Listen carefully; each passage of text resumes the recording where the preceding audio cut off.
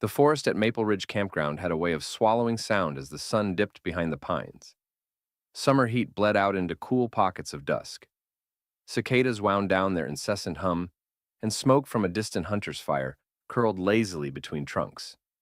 A group of five friends, Emma, a biology graduate student, her younger brother Noah, veteran outdoorsman and guide Tyler, city lawyer Priya, out for her first real wilderness weekend, and retired teacher Harold, pulled into Site B7 with a soft thud of tires on packed dirt.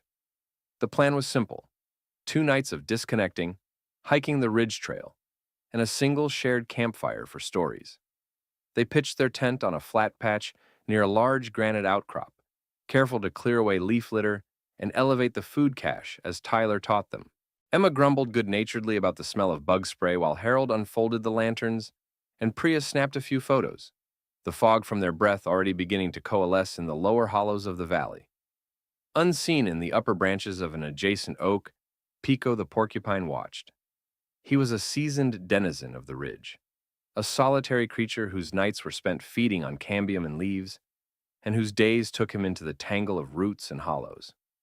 Pico had a quiet patrol pattern. He favored the same tree for the last season, a sentinel of his own making, with his patch of lichen-scraped bark as a reference point. He was aware of the new scents: smoke, detergent, human sweat, but nothing in the usual rhythm of the forest had made him tighten his whiskers yet. He sampled the air, swung down to the lower limb, and settled in to watch the strange new shapes, the glowing lanterns, the movement of nylon and canvas that arrived with the human voices. The group settled into their evening routine. Tyler showed them how to set the stove and secure the cooler.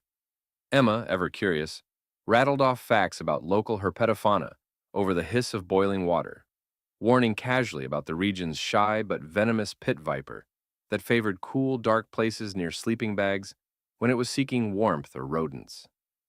"They don't go after people unless surprised," she said, "but they do like small, dark cavities.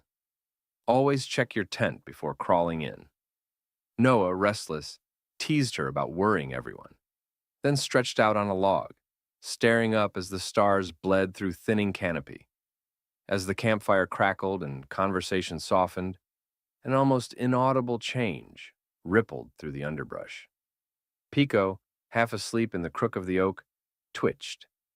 Something below, something that skittered not like a mouse, not like the regular foxes, snaked with a smooth, deliberate motion near the perimeter of light. His whiskers vibrated. The scale's faint heat patterns, registering through his sensitive nose, told him this was no ordinary intruder. He descended with the slow, deliberate slide porcupines used, padded to the rock outcrop behind the tent, and nosed cautiously. The smell of dry leaves and tent canvas mingled with a different musk, earthy, musky, with the metallic tang of a predator's body heat. The snake was there, coiled low and nearly invisible in the gathering shadow, its head hidden beneath the tent flap, where warmth condensed. Pico's small black eyes reflected something. Not fear, but alert assessment. He bristled. With a sudden, sharp movement, he turned, raising his quills. They fanned, a rigid halo of ivory spikes that rattled faintly when his body trembled. His tail flicked with a soft warning slap against the rock. The display was automatic, a defense posture against what he perceived as a threat. That sudden transformation, quiet turned loud in posture, sent a ripple through the nearby air. The snake, sensing vibrations, shifted, its tongue flicking, its body drawing tighter into the dark fold of the tent's edge. Pico didn't approach. He stayed where he was, quills high, making little grunting sounds that were just loud enough to carry to the human camp. The night deepened, and the fog began its slow crawl toward the campsite, draping glistening webs across low brush. Noah was the first to notice. He had gone to unzip the tent, to retrieve a flashlight, and paused. Something felt off, an uneasy hair-raising that didn't come from temperature or a draft. He looked up instinctively toward the rock outcrop and saw movement. Pico, backlit by the dying embers, all 6 inches of him puffed into a spiky crown, tail out, making those low warning grunts. Noah's brow furrowed. Guys, he called softly, nudging Emma awake. Look, Pico's freaked out. He's doing that Quill thing. Emma blinked, catching the porcupine's silhouette. She knew the posture. He's not trying to scare us, she whispered, drawing their attention to the way the little mammal held himself. A defensive alert, not random. Tyler, hearing the brief tone in her voice, instinctively reached for the headlamp but kept it dim. Priya and Harold came over, craning for a better view, while Emma held up a hand. Stay calm. Don't flash the light. Let's see what he's reacting to. The snake, perhaps sensing the human attention, slid further into the fold of the tent, invisible except for the slight bulge of its body under the taut canvas. It was a juvenile but unmistakably a pit viper, its triangular head tucked low, its patterned skin blending with the shadowed fabric. Emma whispered its likely species. That's a young timber rattlesnake. She stopped herself, seeing the lack of rattle and the way the pattern shimmered in the lantern glow.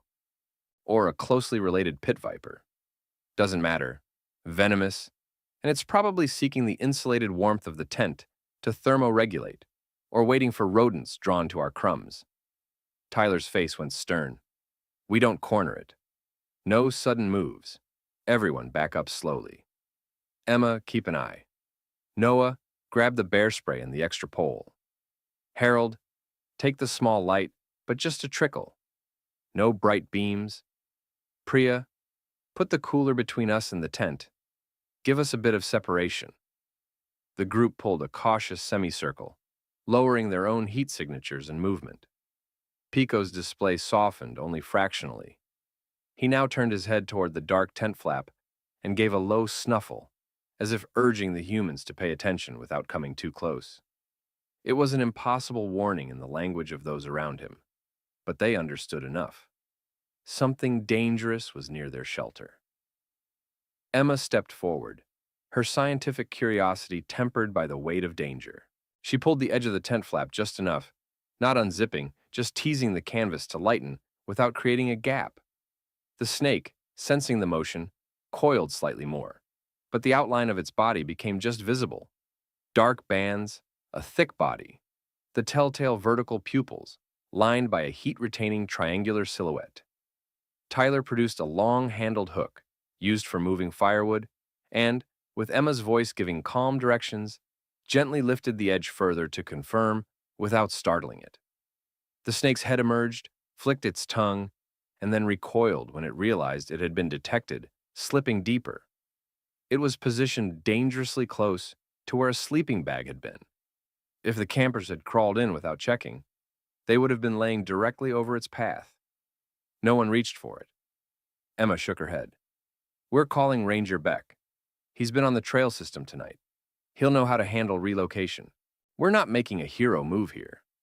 She radioed in on the emergency channel the park had given each group, stating location, possible species, and requested assistance. The ranger's response crackled back after a tense few minutes. Hold position. Keep it contained. Do not harass the snake. I'm about 10 minutes out. Keep lights low and let the animal settle. Porcupines, you said? That's a good early warning. Don't lose sight. In that lull, Pico, still quilled, eased closer to the tent from his vantage on the rock, tail flicking with small, emphatic taps. The snake, sensing the presence and the subtle pressure change from the porcupine's nearby movement, hesitated. The tension between them, two wild animals who had little overlapping interest, was palpable in the hush. Pico's spikes remained high, but his posture softened almost imperceptibly, like a guardian verifying the threat was still present. Noah murmured, half in awe. If he hadn't gone all puffed up, we'd have zipped in and never known. Priya, usually quick with a joke, was silent.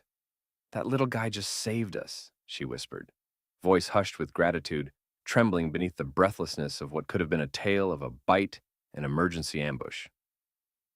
Ranger Beck arrived wearing his faded forest green jacket, hands raised in the universal calm signal.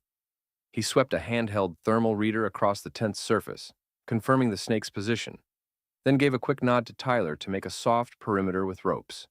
They were symbolic, a psychological barrier to keep the group's movement constrained while giving the snake space to move. He carried a long, padded snake containment tube, not to provoke, but for eventual safe coaxing if the snake didn't leave on its own. Beck's approach was calm. Even in his measured motions, the forest seemed to breathe easier. He knelt at a conservative distance and spoke quietly to the campers. "That's a juvenile copperhead," he announced after a careful glance. Its heat signature and pattern could confuse amateurs, and he explained the difference to Emma, who took mental notes. Not aggressive unless cornered. It probably came for warmth. "We'll give it a moment. I'm going to put out a small board away from the tent. Shade, slight heat gradient. So it has an enticing alternate spot. If it doesn't move, I'll gently encourage it with the tube and relocate it 300 meters uphill in the brush, where there's a rock crevice it prefers." He looked up briefly at Pico, who shifted on his rock, quills still in alert array. "Good job, little alarm." While waiting, the group rewrote their evening plan. Tyler carefully dismantled the interior layout of the tent from the outside, shaking sleeping bags gently, airing out the warmth before they could vacuum up any residual rodent scent. Emma used a stick to push old crumbs deeper into the leaf litter, away from the camp, creating a small scatter that would distract rodents and the snake's usual prey. Harold started a low, contained fire farther away, not to attract but to create a human scent field, contrasted with the tent, subtly discouraging the snake from a direct approach. After about 10 minutes, the snake, apparently irritated by the intangible crowd and the slight temperature draw from the alternative board, began to slide slowly away from the tent edge.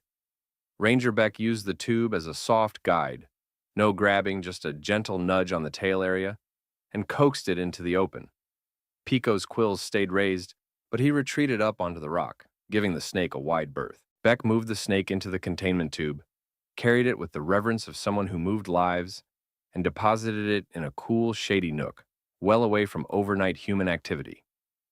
After the snake was secured and released, where it wouldn't interact with people again, the group exhaled collectively. The warmth of the fire became comfort.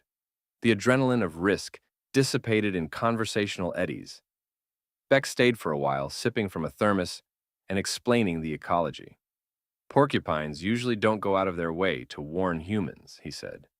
"They bristle when something's too close, usually predators or anything that gets into their space. That snake was close enough to be a threat to a curious porcupine, and his defensive display was loud enough for you to interpret. Most people would have slept through it." "You were listening." Emma took notes, already thinking of how she might fold this into outreach for her field studies. How incidental interspecies cues could be documented as part of an early warning system for campers.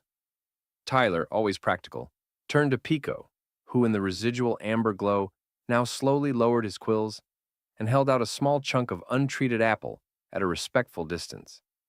Pico sniffed, then climbed down a little, accepted it without breaking his solitude, and then drifted back up, retreating into the oak, his job for the night done.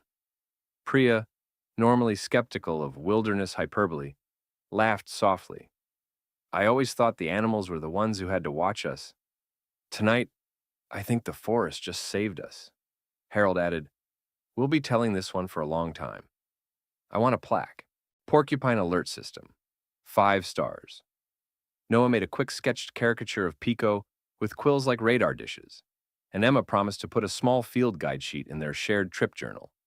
News of the near miss didn't stay only around their fire. The next morning at the ranger station, Beck mentioned the incident to colleagues during his routine log entry. The station's bulletin board, a collage of missing hiker flyers, permits, and photos of rare birds, got a new addition. A hand-drawn Porcupine Sentinel cartoon with a short blurb about how a porcupine's quill display kept campers from a venomous bite. The campground's informal newsletter, distributed to incoming weekend guests, included a sidebar. "Check your tent, respect the wildlife. Sometimes they're the ones looking out for you." Emma's professor later received a brief email summarizing her weekend's field observation of interspecies signaling from Emma, who included a carefully measured account without romanticizing, noting how Pico's behavior shifted the group's risk trajectory. The park started integrating the anecdote into its orientation talk. Beck, in the next week's group briefing, added a caution not just about snakes, but about Keep an ear out for your unexpected guides. If an otherwise quiet animal does something out of the ordinary, pause. Something's up. Tyler, who led occasional youth wilderness workshops, used the story as a vivid example of listening to the land. Priya posted a short version on her social feed that went mildly viral among friends. Went camping. Moose, porcupines, and snakes were all there. The porcupine saved us from a rattler. Mother Nature's security system is subtle and brilliant. The drawing by Noah decorated a small laminated card that Emma kept in her field notebook as Pico's alert card. Years later, Maple Ridge's regulars still referenced the night the porcupine barked. Campsites near B7 got a discreet laminated placard with a respectful nod. Before you unzip, check inside, and remember the porcupine's warning. Wildlife observes. You benefit when you listen. Emma, now an assistant instructor in wilderness biology, included a short module in her field course. Unintended allies, recognizing wildlife, behavioral anomalies, and understanding when they may signal ecosystem-level risk. Noah, older and with a small collection of nature sketches, returned with his own friends, pointing toward the oak where Pico had once perched. The veteran porcupine had long since moved on, perhaps replaced by another who learned from the scent-worn branches. Tyler's youth group built a small, wildlife gratitude rock near the trailhead with painted images, porcupine, snake, and the campfire, etched with the message, "Cooperation doesn't need language." Ranger Beck kept a photo of the original hand-drawn Pico radar porcupine in his log, adding periodic notes when campers reported odd animal behavior. The park's informal safety watch system codified a field entry for unexpected defensive displays by typically non-aggressive species, porcupines, raccoons, even the rare fox paws, as potential triggers to scan for hidden hazards. The forest went on. Snakes slithered, porcupines fed, campers came and left. But somewhere in the tangled roots and echoing canopy, the memory of the tiny quill display that rippled through a quiet night remained. Less as myth, more as a quiet calibration of respect. And on fog-soft evenings, when a new group unwound their tent flaps and paused, listening to the whisper of leaves or the faint rattle from a cautious porcupine up high, they did so with an extra beat of attention.